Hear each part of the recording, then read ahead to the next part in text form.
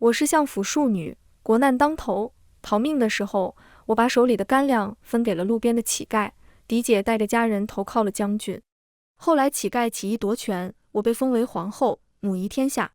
而狄姐沦为军妓，每日数百人入帐，生不如死。重活一世，狄姐一把打落我的烧饼，把精致的糕点递给乞丐，吃吧，不够的话这里还有。大家好，欢迎收看达达听书。逃亡路上，我看到了路边的乞丐，他身长7尺，趴在路边乞讨，还被人打断了腿骨，整个人奄奄一息，和上一世一样。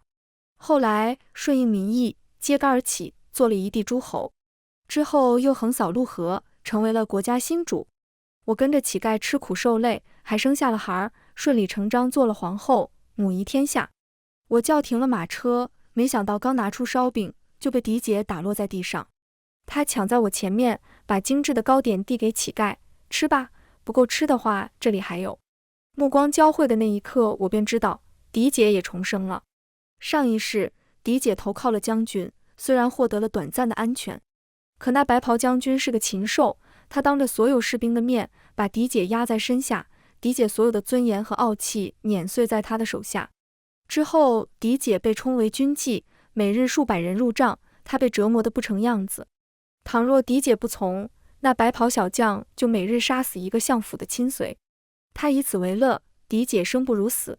狄姐拿起糕点，刚递到乞丐的嘴边，那乞丐睁开了沉寂的双眼，突然伸手握住了狄姐的手腕。狄姐吃痛，手中的糕点掉在地上。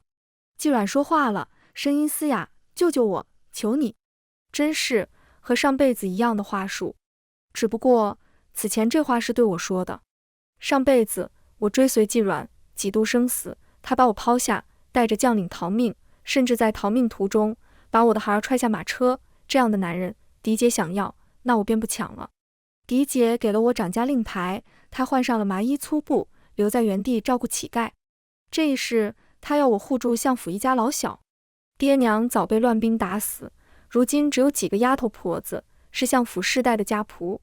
上辈子，狄姐投靠了昭陵，那么我也选择投靠她吧。我驾着车马，一路向东。昭陵啊昭陵，你可一定要等我。马车走了3天，到了东边的时候，隐隐看到了驻扎营帐。我在脸上抹了锅灰，我本来也不够漂亮，不然上辈子季软也不会毫不犹豫地把我丢下。但为了走到他跟前，还是要伪装一下。我带着相府的老弱投靠昭陵，一入帐我就跪在地上：“将军，如今乱世，唯有您才是真正的天命所归。小女子携家眷投靠，还望将军收留。世上没有男人不爱美女，很可惜，我不是。”昭陵命人打了清水，我洗去了脸上的锅灰，露出来依旧是麦黄色的肌肤，不水灵，不漂亮。昭陵兴趣大减，让士兵把我们拖出去斩了。而他一侧的营帐正好是伤兵营。我连忙磕头：“将军，我会治病，会包扎，您别杀我，留我在这里，一定会给您创造更大的价值。”昭陵笑了，他扫了我一眼：“你一个小女儿，样貌也不出挑，拖出去当军妓，将士们都嫌弃你貌丑，能有什么用？”我忙跑到伤兵营，一个伤兵正躺在床上，疼得龇牙咧嘴，他的小腿暴露在外面，散发着恶臭。我一把夺了军医手里的刀，摁住他，还真镇住了那几个小兵，摁住了他。我看着他腿上的腐肉，眉头都没皱一下，利落的烧红匕首，然后剜肉刮骨，最后用布条给士兵打了个结。放心，你这条腿保住了。士兵疼得满头冷汗，对我说句谢谢。许是见到了我的价值，又或者没见过我这样镇定的女子，昭陵松了口。你叫什么名字？我跪在地上，轻轻弯起了唇角：“小女子静婉，多谢将军收留。”其实我叫莲草，更是烧不起、拔不尽的野草。静婉这样美好的名字是属于狄姐的。我冠狄姐名，定会走出和她上一世不一般的路来。诸地割裂，不时就会有小支队伍打过来，很快就被昭陵收服。期间也有来投靠昭陵的平民，模样好看点的女子就留在她身边伺候，再差点的就分配到军中充当军妓。普天之下怕是也找不到第二个我这样的。我已经来了军营2个月，实则有10几年。刮骨治伤，烂熟于心，这都得益于上辈子的季阮。上辈子季阮把我丢下，我和军营的弟兄同吃同住，学会了这样的本事。没想到在这一世会成为自己安身立命的根本。福祸所依，诚不欺我。在为最后一个伤兵包扎后，军营里乱了，军医收拾了行头，不忘拉住我：丫头，快带家里人躲起来吧，敌军袭营了。这次来的人数不少，可是岭南的季家军一定要小心。季家军，那岂不是狄姐来了？我收起匕首，然后绑在腿上，安置了小桃和另外2名老仆，偷偷溜了出去。这场仗打了1天，季家军在昭陵3里外驻扎。我穿着灰色的短打，趁着夜色猫出去，一路借着山林做掩护。我缓缓靠近季阮的军队，说是军队，不过是一群乱匪组织的乌合之众，胜在人多，才暂时压制了昭陵。我在半山腰等到月隐云中，一步步靠近中央的大帐。只是还不进去，一只手捂住了我的嘴巴，把我带到了另一间营帐。狄姐穿着轻柔的纱裙，即使行军打仗，那张俏丽的容颜也没有失去半分风采。我忽视狄姐脖颈处的青紫，放心，相府一家老弱，如今还好好的活着。不过，我可不能保证护住他们一世。狄姐闻言，这才笑了。她信我的能力，我信她的容貌。昭陵不杀能人，季阮不杀美人。想起上辈子种种，自目光交汇的那一刻，已经胜过了万千种语言。所以，狄姐在那时打落我的烧饼，我不怪她。走时，狄姐递给我一包迷药，瑰丽的容颜在火光下更添色彩。妹妹，这辈子我们一起来玩死这2个男人好不好？然后她踢倒了营帐的烛火，看到我出去后大喊：走水了，走水了，救命啊！我趁乱跑了出去。季阮惊醒，披了个外衣就冲进火里，出来时狄姐埋在他的臂弯里。季阮神色温柔，那眼神我上辈子一刻都不曾拥有。我冷眼看着季阮，一见到他就想到我那被踹下马车的孩。凭什么这样一个忘恩负义、薄情怕死之人，可以被天下人拥护为新主？我不服。压下心头的万千思绪，我折转回营。尽管十分小心，在踏足蜀地的那一刻，四方的营帐在瞬间点起了篝火，而刘婶跪在主帐的正前方。她的女儿下身赤裸，双腿间都是血迹，目光无神。刘婶哭了，看我的眼神中带了3分怨怼。她怨我深夜出营惹了将军生气，否则小桃也不会如此。昭陵身着血色银甲，她冷冽的眼神落在我身上。军医这是去了哪里？是去找了季家军，想出卖我军的军情。后句话带着杀意，立马有2个士兵压住我，其中一个我还给他接过骨，他一巴掌把我甩在地上。看什么看，晦气！把你那副眼神收起来，好好回将军的话。我手掌撑着地面，半边脸火辣辣的疼，心底涌上3分酸涩。然后从怀里拿出一张皱巴巴的草图。将军，我为了大军，孤身涉险敌军腹地，画下季家军附近的兵力部署，一枪中意，就换来这个下场。下一秒转动火折子，把草纸置于火焰之上。只要我的动作再偏1分，那草纸就会化为灰烬。昭陵冷笑，你要是拿一张假图戏耍本将，今日你这些亲属一个都别想活。戏耍？将军觉得小女子有什么资本诓骗将军？小女子一家都在将军的帐下，稍微行差踏错，将军捏死我们，就像捏死一只蚂蚁一样简单。今晚不敢戏耍将军，更没有资格戏耍将军。草图是我唯一的生路，我输不起，也不会输。对峙片刻后，昭陵信了，把草图交出来，本将就信你再无二心，以后可以护你们周全。可现在条件变了，我要的不单单是活着。授人以柄，再把自身的筹码全身心交付，前方便只有死路。看着小桃毫无生气的面容，我点燃了手中的草图。烧掉是因为跟着季阮的那些年，我早就把他的行军路线记得烂熟于心，我要以此换到彻底的生路。昭陵气得从凳子上起身，他掐住我的脖子：你胆子很大，敢同本将军谈条件？将军说笑了，我胆子小得很，尤其怕死。闻言他手上用力，我的脸色一点点变紫。窒息前，昭灵收了力，把我摔在地上。说吧，什么条件？我擦去唇角的血迹，咳了好一会儿，第一次正视昭灵。玉面将军，冷面罗刹，他从未把人当成过人，更把女人当成取乐的玩意。嫡姐，上一世在昭灵的手下讨生活，一定很难吧？以你的姿容，在季软手里，想必会过得更容易些。下一秒，我抽出他的佩剑。昭灵岿然不动，他很自负，即使我手握刀柄，依旧没有能力杀他，我也不打算杀他。我提着剑，走到刘婶旁边递给他。如今的世道，保住命是最要紧的事，其余的都不重要。再说了，冤有头债有主，别把你的眼神粘在我身上。是谁欺负了小桃，你就拿着剑亲自去报仇。我咬紧了最后2个字。为了不防徒，杀1-2个士兵，这是昭灵做得出来。顿时有3个小兵慌神想跑，不等昭灵发话，就有人把那3个畜生押出来。刘婶崩溃地大叫了一声，提着刀挥砍30下，刀刀见骨，3个畜生的血流了一地。那日后，昭灵凭借我这个人形地图，打败季软多次，还以少胜多大破敌军。5年过去，我一步步坐上军师的位置。可季软有如神助一般，投靠他的民众越来越多。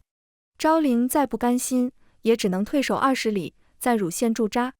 入冬的时候，县里杀了猪，说是俘获了敌军，所有人都在庆祝。随着囚笼的红布被揭开，我杯中的酒水洒了。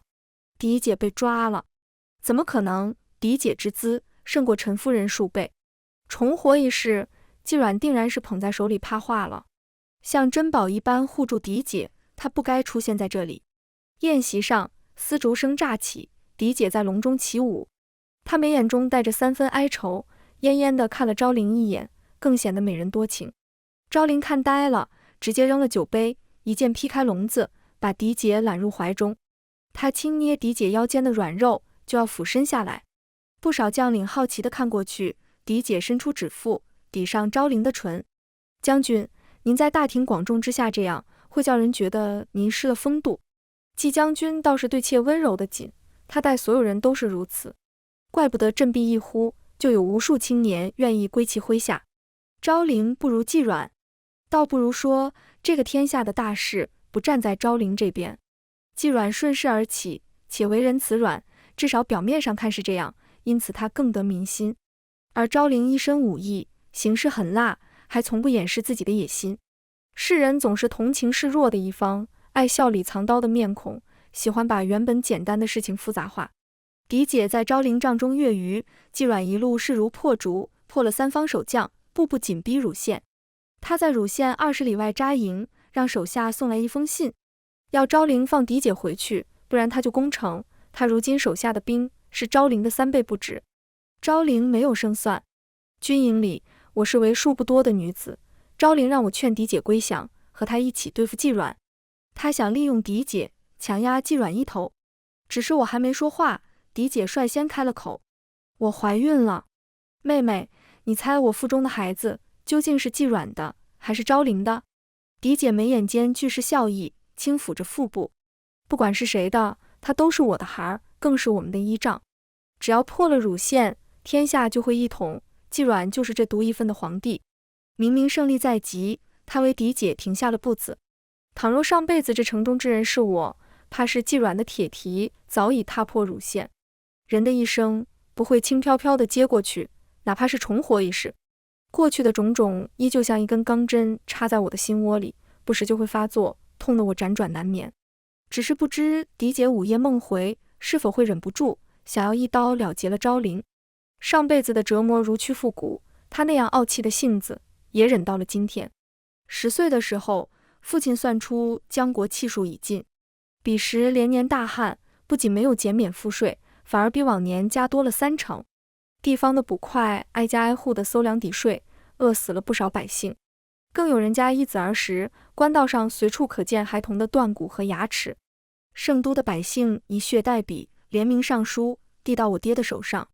相国，您再劝劝陛下吧，这么高的税，我们这些人可怎么活啊？可父亲一人示弱，如何就得了这个濒死腐朽的王朝？最后一次上书，皇帝大怒，直接摘了我爹的官帽，还打了他20个板子。母亲衣不解带地照顾了父亲2个月，嫡姐便是那时开始掌家。我本是相府庶女，姨娘生我那年难产而死，之后我就被过继到大夫人的名下。夫人懒得管我，爹爹一心忙于朝事，是嫡姐硬逼着我，我才看完了几本书，识得了文字。之后嫡姐又逼着我绣花，我戳得满手血洞也学不会。嫡姐一边皱眉，一边为我上药，说我是个扶不起的阿斗。之后皇帝被刺客杀死，幼帝登基，百姓推翻了前皇帝的暴政，天下开始四分五裂。昭陵直接带着10万将士盘踞在北方，自封为王。乱兵杀进了家里，父亲母亲被砍死，嫡姐护住我。她带着我还有几个老仆躲在暗室里，看了那些人搜了好几遍，等人走光了才赶出去。之后就是长达3个月的逃难。嫡姐说昭陵手握重兵，如果能投靠他，定能保全我们这一家老小的命。可我看上了路边的乞丐，还分了粮食给他。我烂做好人，嫡姐拗不过我，所幸此地距离昭陵的驻地不远。嫡姐说等他去到那边安定下来，就回来接我。我没有等到他接我，嫡姐走后，一封信也没有传来。之后纪阮起义，一呼百应。两军交锋之际时，我再次见到了嫡姐。她在城楼上跳舞，露出银白的腰肢，眉眼中都是死寂。我记得这天她刚好及笄，纪阮一心要立美貌的陈夫人为后，还要立陈夫人的儿子为太子。是张先生劝了纪阮，陛下，连夫人自您起事前就跟着您，是真正的患难夫妻。倘若您立陈夫人为皇后，只怕是天下人都不服您这个君主，不然皇后的宝座哪里轮得到我？可是哪怕我为皇后，纪阮不爱我，我只是一个无权无势的孤女。我在殿外磕头，额头磕得血肉模糊，染红了殿外的白玉台阶，依然救不了嫡姐，更救不了自己。嫡姐被杀后，我仅做了18天的皇后，就被陈夫人强行灌下鸩酒。我的孩儿被她污蔑是野种，拔去了4肢，悬挂在圣都的城门外。我的10年奔波相随，最终化为一场笑话。死后，只有张先生给我烧了纸钱，或是惋惜我的不得已，又或者是感慨如今的世道真真假假，哪怕是运筹帷幄的他，一时之间也看不清了。嫡姐不知道用什么法子诓骗了昭陵，昭陵以为嫡姐腹中的孩子是他的，连带着对嫡姐的态度也好了不少，还拨了小桃去照顾嫡姐的衣食起居。前丞相一家早就四分五裂，没人在意我们的身份。为了活着，所有人都心照不宣。刘婶给我拿了2个刚出笼的肉包子，一言不发的又坐回去烧火。我在后方营帐里面磨刀，磨了一把又一把。大战一触即发，可不能让钝刀坏了我们的大事。昭陵还是没有把嫡姐交出去。他们2个人的战争，不管有没有嫡姐，都会战得你死我活。皇帝的位置只可能有一个，可他们以嫡姐的名义发动这场战事，所有人都在传说嫡姐是祸事的妖妃，是所有战火的根源。我小心翼翼看着嫡姐，她神色如常，只是把我的刀子揣进怀里。妹妹别怕，我一定带你回家，我们会有一个家，就像是10年前一样。我偷溜出去抓鱼摸虾，嫡姐一边责备我，一边帮我擦掉额头的淤泥，然后温柔地骂我一句：小混账，你再这样调皮，等下次爹爹怪罪下来，我就不替你说话了。想着，我的唇角弯弯，看着嫡姐微隆起的肚子，我想她的孩儿一定会和我上一世的孩儿一般可爱懂事，到时候我就去抓鱼给我的小外甥吃。不，我还要带着小外甥一起去逛逛圣都的城门，让我那死去孩儿好好看看，他还有一个可爱的弟弟。最后撺掇着小外甥一起去爬墙溜出去玩，弄得满身脏兮兮的。嫡姐一边在后面追着打我们，一边笑嘻嘻的给我们准备换洗的新衣。昭陵不肯放嫡姐回去，纪阮的军队一天天逼近。夜里，一声号角长鸣，城外的厮杀声震耳欲聋。这场2王争美人的戏码开始了，而最无辜的美人正埋在我怀里。她跟我抱怨说纪阮身上好臭，说我上辈子怎么就心甘情愿给他生孩子，况且纪阮是个粗人，长得还不好看，我怎么就看上了他，为了一个乞丐就走不动路。人这一辈子谁还没做过几件糊涂事？我上辈子奔波过，被抛弃，被丢下，几度差点死掉。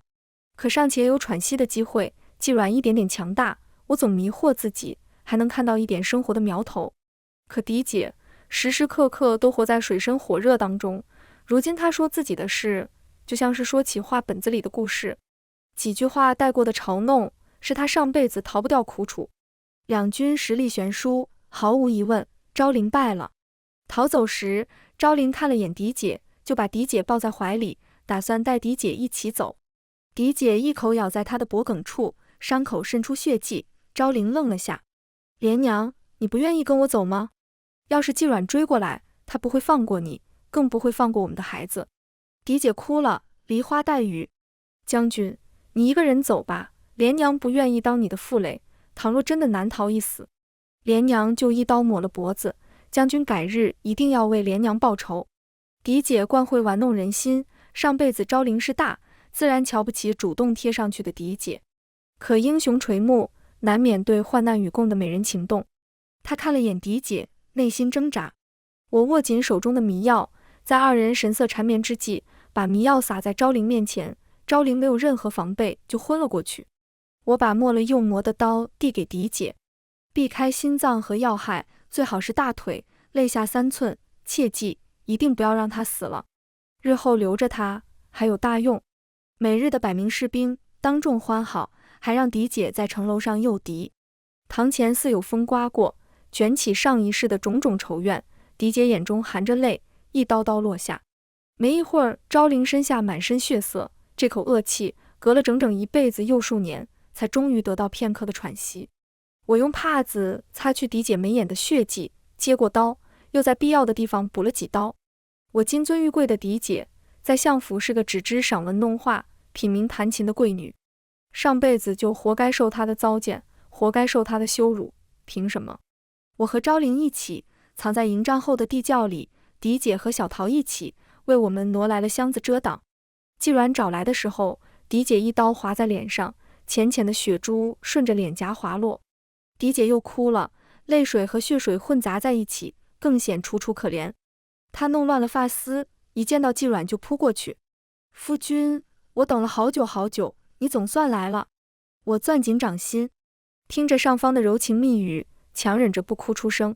战场清扫了3天之后，季软整军回归圣都。昭陵昏迷了7日，醒来后就发现自己在一辆牛车上，而我驾着牛车，换上了女装，拉着她走在荒无人烟的小道上。我告诉她，季软杀了过来后，一剑就把他劈晕过去，是我从死人堆里把他刨出来，带他出逃，我是他的救命恩人。昭陵一开始不信，想了想也没有更好的解释，揶揄了半天，吐出几个字：辛苦军师了。他身上的刀口大大小小10几处，我给他做了最简单的包扎，数了数口袋的银钱，又给他买了最便宜的药材，何该他多疼几天。天下初定，百废待兴，新皇听了张先生的建议，奉行无为而治，意在休养生息，人人都称赞季软是个好皇帝。一路走过来，我听到不少对他的赞美之词。上辈子季软处处谨慎小心，和昭陵打了好几年的拉锯战。如今狄姐被抓，季软破釜沉舟，竟然提前几年就结束了两地割据的局面。原来狄姐被抓不只是为了杀昭陵。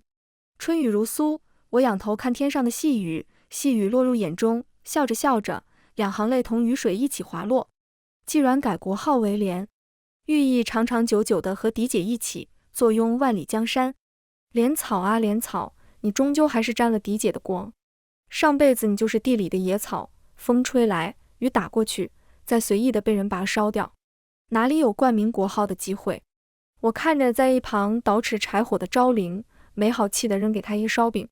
将军和皇后的孩子会是这个国家将来的继承人，换一种方式来说，将军你还是赢了的，只是不太光彩。昭陵不为所动。我的孩子将来要换旁人父皇，改用旁人的姓，就算是赢了又怎么样？现在不还是个彻头彻尾的失败者？他伤得很重，没了初见时的嚣张气焰。话也是有一搭没一搭的聊着。夜里的时候，雨越下越大，我搭的草屋经不住风雨，塌了。倒下的原木砸到了昭灵的腿，他本来就伤得重，又被砸了一下，脸色瞬即变得苍白。这木头太重了，当初搭木屋还是找了几个伙计帮忙，我根本抬不动。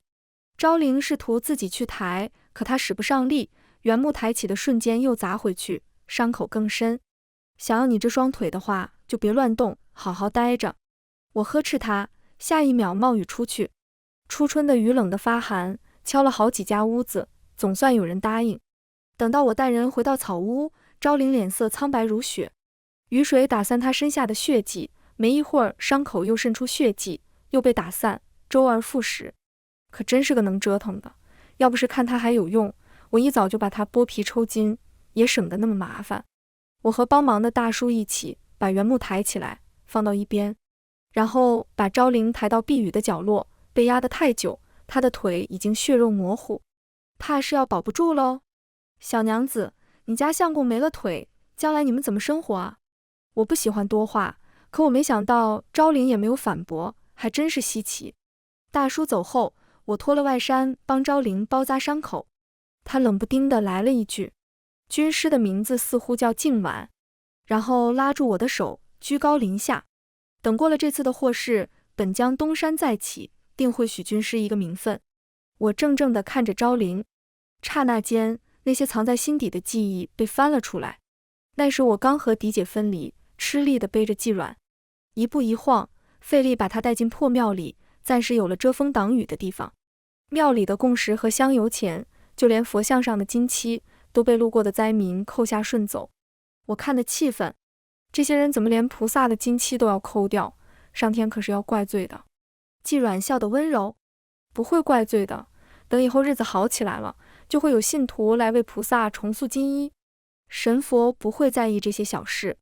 他又道，姑娘救了在下，子软无以为报。若有一日子软出息了，定许姑娘十里红妆，凤冠霞帔。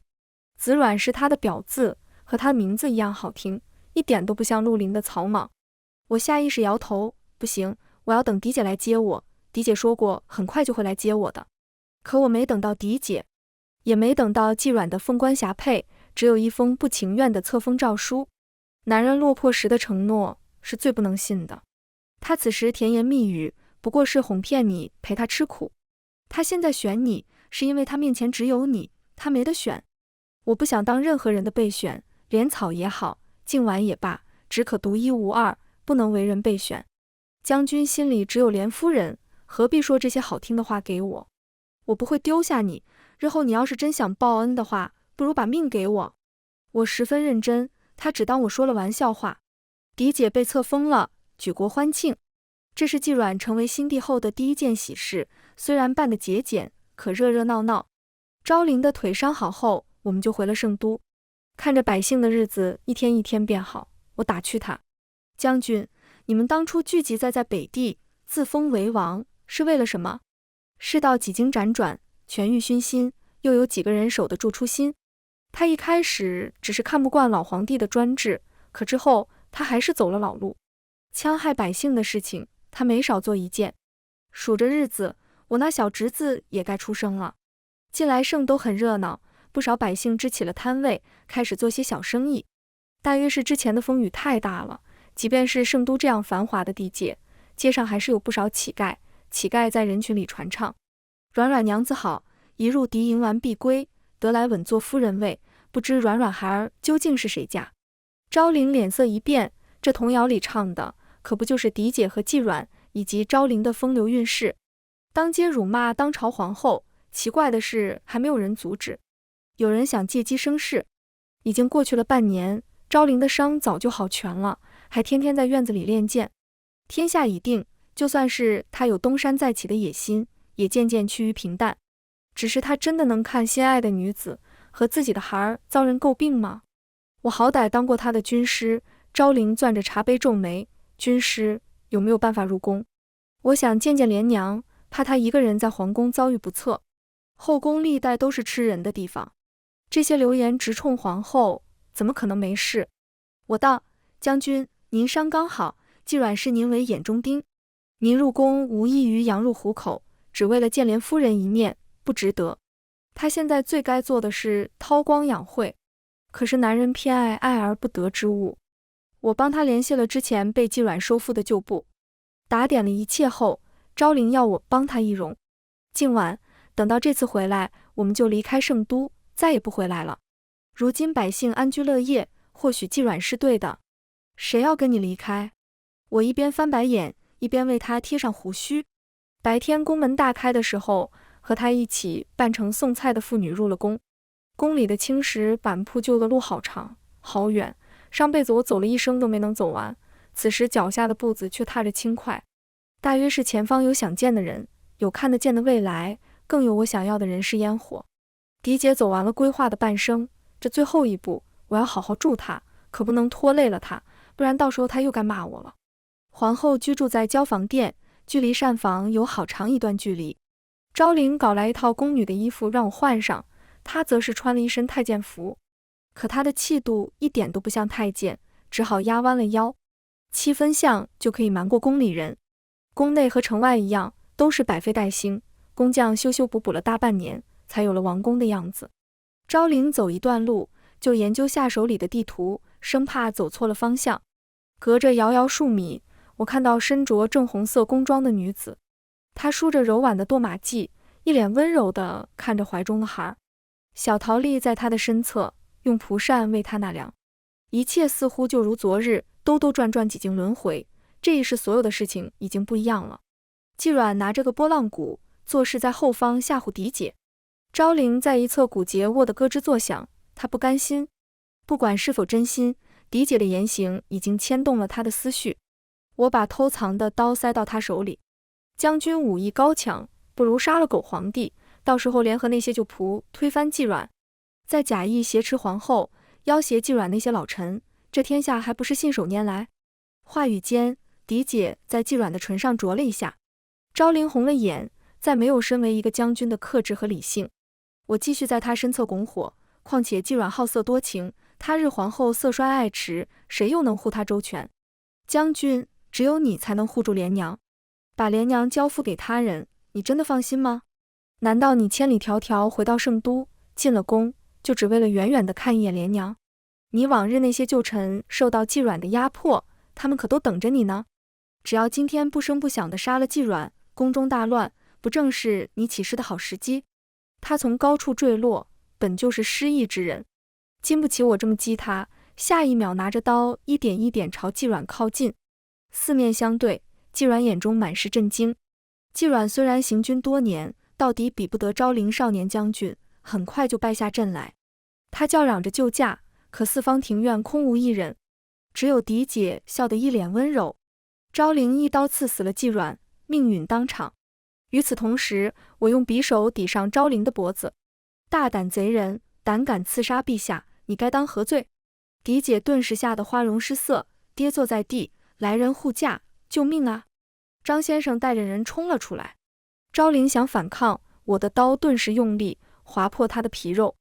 刀都架脖子上了，将军不会真的以为我不能动你分毫吧？真当我10几年的军营生活是白混的了？之前不过是顾及小桃和刘婶的性命，如今亲人不再为人掣肘，我只管放肆。有人为我兜底，我只管和当年一样抓鱼摸虾，无所顾忌。昭陵再蠢，此时也能看出我和狄姐是一伙的。他的面孔从惊疑再到不可置信，最后只剩下一抹苦笑。被压下去的时候，昭陵贪恋地看了一眼狄姐怀中的孩儿，到现在他还以为那孩子是他的。我只想笑，又想说他活该。因果循环，他这一世自愿折在我和狄姐的计策里，被羁押的最后一秒都没有吐出半个字。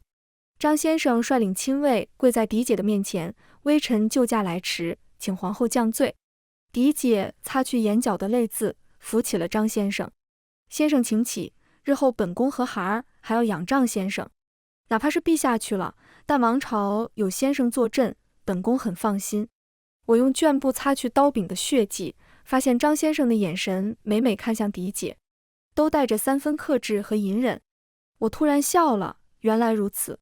此局的解法从来都不是季阮，王朝的更迭依靠的也不是他。狄姐当真是比我聪慧太多，而我那个小外甥日后必定是这世间最聪明孩，捉鱼的时候说不定我还要求他让着我呢。真是，我又要成为家里最笨的了。月后，狄姐带我见了一个人，竟然是被拔去手脚的陈夫人。她说陈夫人的性命一直为我留着。到了第2年，小外甥摇摇晃晃，勉强学会了走路。狄姐叫上张先生，带我们一起去野外踏青。他给我做了新衣裳，嫩色的工装上身，看了眼又不太满意，最后从匣子里拿出2支和田玉簪，帮我簪上，这才说了句好看。小外甥在旁边拍着小手附和，好看，好看。我不太习惯罗裙上的熏香，冷不丁打了个喷嚏，十分认真地说，狄姐，这衣服抓鱼不太方便，能换下来吗？张先生轻咳2声，这才入殿，娘娘，出宫的马车备好了。他没说，他还带了一个人。青草池畔，我挽起宽大的袖子，在河里摸鱼，随即眼神一亮，把鱼举起来，狄姐，鲤鱼，中午可以加餐了。只有小外甥在一侧鼓掌。张先生和狄姐一起走得远远的，他把昭玲绑在远处的木架，和狄姐一起玩掷飞镖。昭玲被拔了舌头，挑断了4肢，呜呜地叫着，没一会儿发出闷哼。狄姐开心地抱住张先生，我中了，中了。全文完，达达听书感谢您的观看，每天上新精彩小说，喜欢就订阅吧。